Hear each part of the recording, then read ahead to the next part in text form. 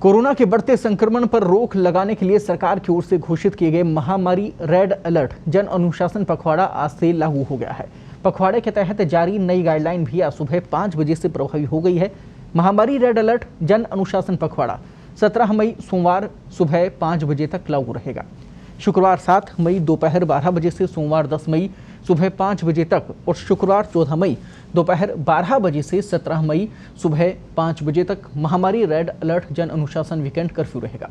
आपको बता दें, इस दौरान सभी कार्यस्थल, प्रतिष्ठान, बाजार बंद रहेंगे। पखवाड़े के तहत जारी की गई गाइडलाइन में और ज्यादा सख्ती रखी गई है। गाइडलाइन का उल्लंघन करने वालों पर भी सख्त से सख्त कार्रवाई होगी। जुर्माने के प्रावधान भी नई गाइडलाइन में शामिल किए गए हैं। आपको ये भी बता दें कि सोमवार से शुक्रवार प्रतिदिन दोपहर 12 बजे से अगले दिन प्रातः 5 बजे तक सुबह 5 बजे तक संपूर्ण प्रदेश में महामारी रेड अलर्ट जन अनुशासन कर्फ्यू लागू रहेगा। नई गाइडलाइन आज से लागू होने के बाद दोपहर 12 बजे के बाद से अगर कोई भी व्यक्ति बेवजह सड़कों पर घूमता हुआ नजर आया तो उनकी कोरोना जांच करवाकर उन्हें संस्थागत क्वारंटीन कर दिया जाएगा।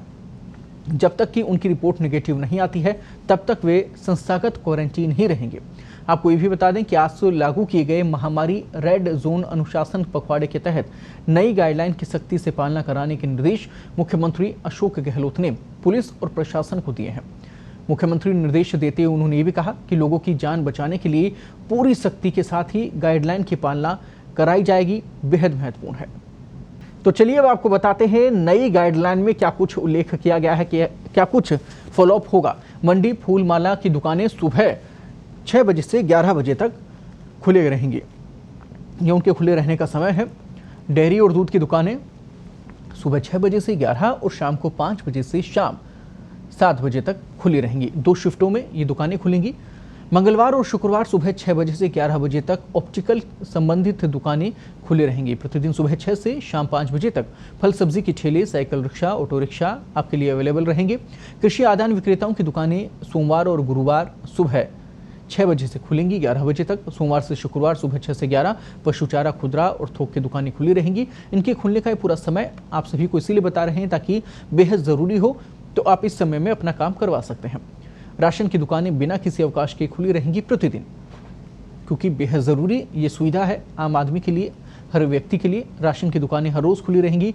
दवा और मेडिकल उपकरण की दुकानें खुल सकेंगी हर रोज़। इन पर ये बंद होने की जो पाबंदी है वो इनके ऊपर नहीं लगेगी। दवा और मेडिकल दुकानें जो कि इस वक्त सबसे ज़्यादा ज़रूरी हैं वो खुली रहेंगी। रोज़ सुबह 6 बजे से 11 बजे तक मंडी फूल माला की दुकानें भी खुली रहेंगी। आपको बता दें कि अब क्या कुछ बंद रहेगा। ये देखिए, अब रेड अलर्ट कर्फ्यू है। सिनेमा हॉल, थिएटर, मल्टीप्लेक्स ये बंद रहेंगे। यहाँ पर भीड़ भाड़ ना हो इसके लिए ये बड़ा डिसीजन लिया गया है, क्योंकि यहाँ पे बल्क में लोग पहुँचते थे, काफ़ी संख्या में भीड़ पहुँचती थी, लापरवाही होती थी। मनोरंजन पार्क और जो समान स्थान यानी कि मनोरंजन पार्क जैसे बाकी जो स्थान हैं वो भी बंद रहेंगे। स्विमिंग पूल, जिम, उद्यान आदि बंद रहेंगे। रेड अलर्ट कर्फ्यू के दौरान ये सारी चीज़ें इसमें शामिल कर ली गई हैं। सार्वजनिक, सामाजिक, राजनीतिक और शैक्षणिक ये तमाम जो आयोजन है वो बंद रहेंगे। जुलूस, त्यौहार और मेले ये बंद रहेंगे। किसी भी प्रकार का कोई भी जुलूस, कोई भी त्यौहार, कोई भी मेला नहीं भरने वाला है। निर्माण सामग्री से संबंधित दुकानें बंद रहेंगी। ये बड़ा डिसीजन है। निर्माण सामग्री से संबंधित ये जो दुकानें हैं बंद रहेंगे।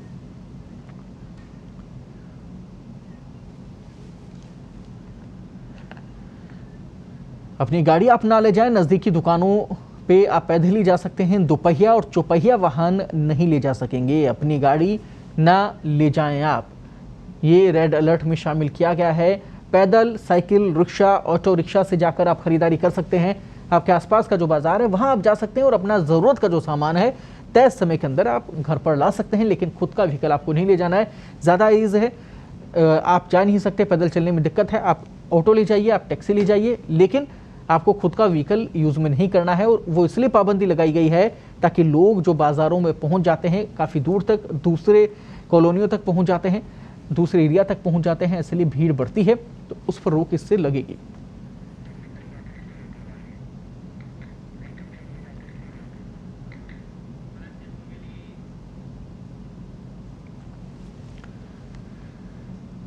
और शिक्षा से जुड़ी ये तमाम अलर्ट हैं। मेडिकल व नर्सिंग महाविद्यालय में अध्ययन यथावत रहेंगे।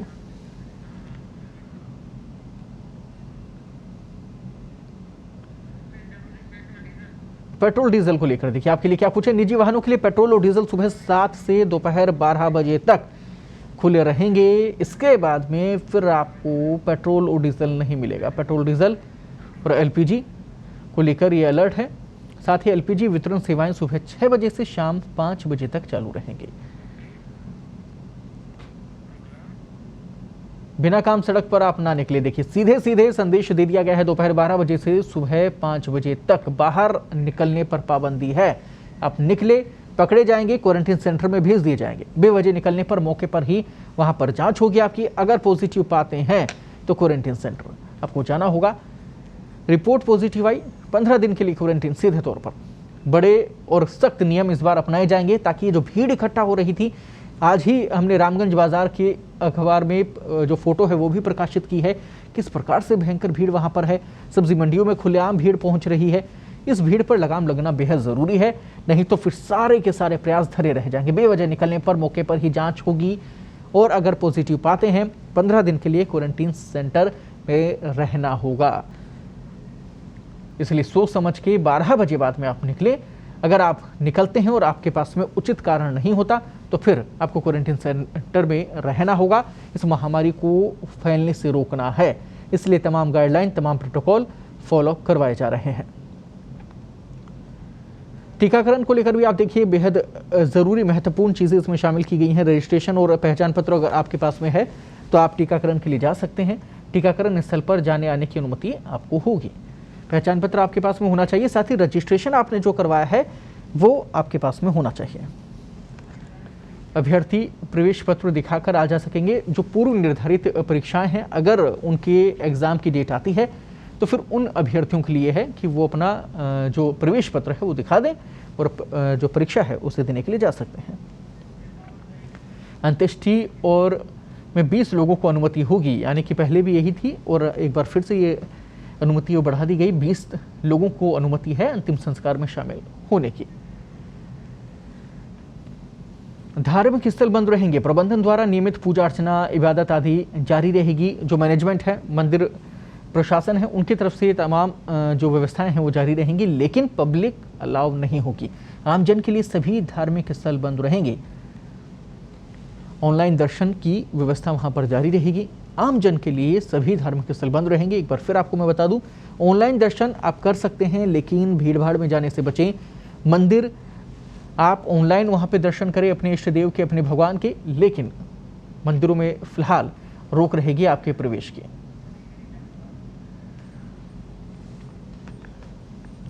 शादी समारोह के लिए देखिए एसडीएम को आपको मेहमानों की सूची सौंपनी होगी। 3 घंटे का एक ही कार्यक्रम हो सकेगा। 3 घंटे के अंदर आपको तमाम शादी से जुड़े हुए कार्यक्रम जो हैं, रीति रिवाज जो हैं वो निभाने होंगे। 31 मेहमान ही इस शादी में शामिल हो पाएंगे।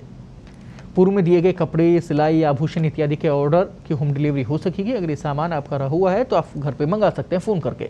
गाइडलाइन का उल्लंघन करने पर अब 1 लाख रुपए का जुर्माना इस बार लगाया गया है। भारी भरकम जुर्माना लगाने का कारण यही है कि लोग नहीं समझ रहे, जमकर लापरवाही हो रही है। एसडीएम को सौंपनी होगी मेहमानों की सूची। ये सूची सौंपने के बाद में आप अपना कार्यक्रम कर सकते हैं, लेकिन 31 लोगों से ज़्यादा उसमें शामिल ना हो और 3 घंटे के अंदर ये कार्यक्रम कंप्लीट हो जाए।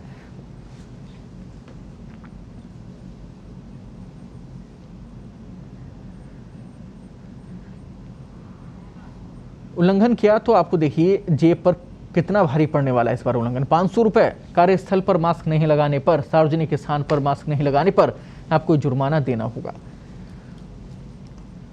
इस बार रेड अलर्ट कर्फ्यू में जो अनुशासन पखवाड़े में नुकसान हुआ, जो लापरवाही हुई, उसकी भरपाई करने की कोशिश की जा रही है।